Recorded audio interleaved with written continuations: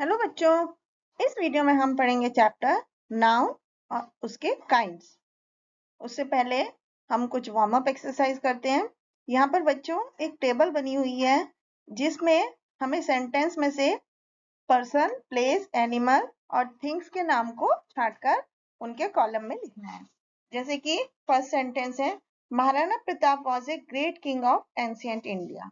तो इसमें महाराणा प्रताप पर्सन का नेम है, इसको पर्सन्स के कॉलम में लिखेंगे।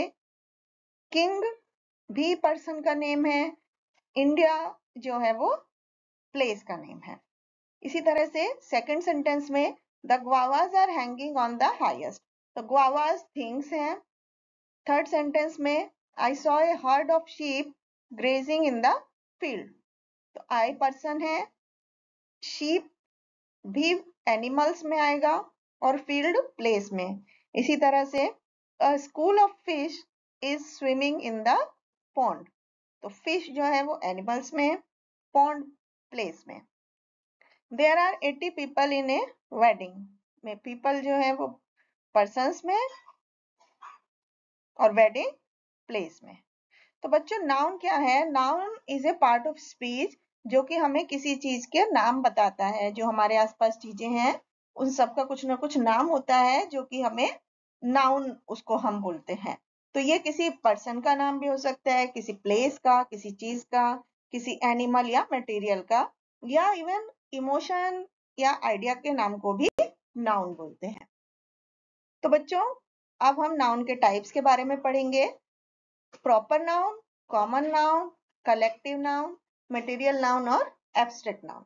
तो सबसे पहले प्रॉपर नाउन किसी पर्टिकुलर पर्सन, प्लेस या चीज के नाम को बोलते हैं, और ये नाउन हमेशा कैपिटल लेटर से स्टार्ट होते हैं। जैसे कोलकाता, चेन्नई, सुरेश, किसी भी चीज का अगर नाम है तो वो प्रॉपर नाउन होता है।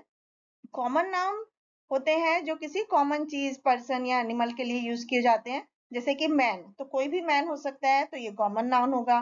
वुमेन, डॉग, टेबल, बुक, ये एक जनरल नाम है जो कि पर्टिकुलर चीज के बारे में नहीं बता रहे हैं, उसकी पूरी कैटेगरी के बारे में बता रहे हैं, तो इनको कॉमन नाउन बोलते हैं। कलेक्टिव नाउन होते हैं किसी पर्सन, एनिमल या चीज के ग्रुप का एक नाम दे देते हैं, उसको हम कलेक्टिव नाउन बोलते हैं। जैसे कि army, jury, crowd, fleet. Material noun होते हैं बच्चों किसी भी, हर एक चीज किसी ना किसी मटेरियल या सब्सटेंस से बनी होती है, तो उस मटेरियल के नाम को ही हम मटेरियल नाउन बोलते हैं, जैसे कॉपर, गोल्ड। एब्स्ट्रैक्ट नाउन किसी की भी क्वालिटी, आइडिया, इमोशन, एक्शंस, ये सब जो कंडीशंस होती हैं उनको एब्स्ट्रैक्ट नाउन बोलते हैं।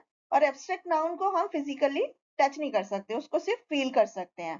तो जैसे ऑनेस्टी, विजडम, ब्यूटी, डॉटर, पुवर्टी, ये सभी एब्स्ट्रैक्ट नाउन के अंदर आते हैं।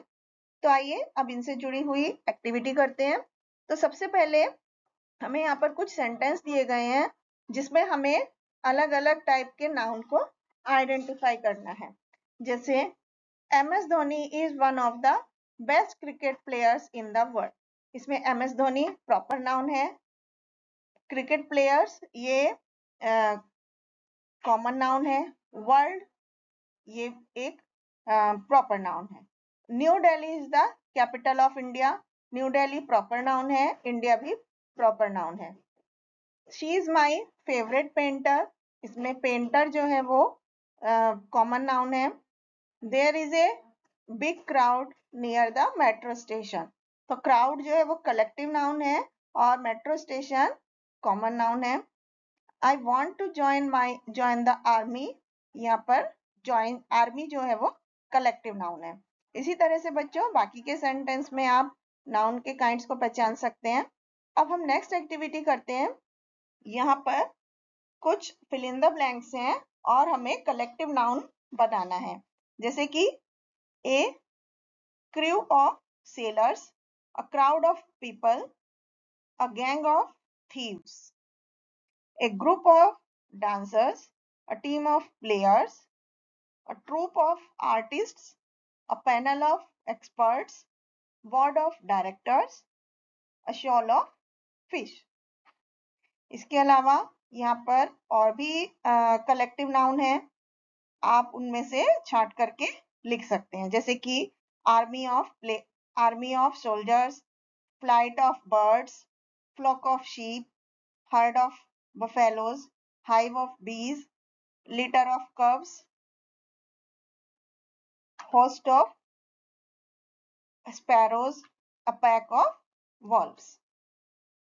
इसके बाद नेक्स्ट एक्टिविटी में बच्चों हमें कुछ सेंटेंस में फिल इन द ब्लैंक्स हैं जिसमें हेल्प बॉक्स में दिए गए एब्स्ट्रैक्ट नाउन को छांटकर हमें फिल करना है। जैसे she took the dash to become a teacher, तो हम क्या लिखेंगे? She took the decision to become a teacher. We should always speak the truth. A deer is known for its timid. He was able to win the He was able to win the tug of war because he had strength. Curtains give us privacy from the outside world. A judge has to ensure justice. India got freedom from the British rule in 1947. Mother Teresa was renowned for her kindness. There was a lot of activity in the school on sports day. Thank you.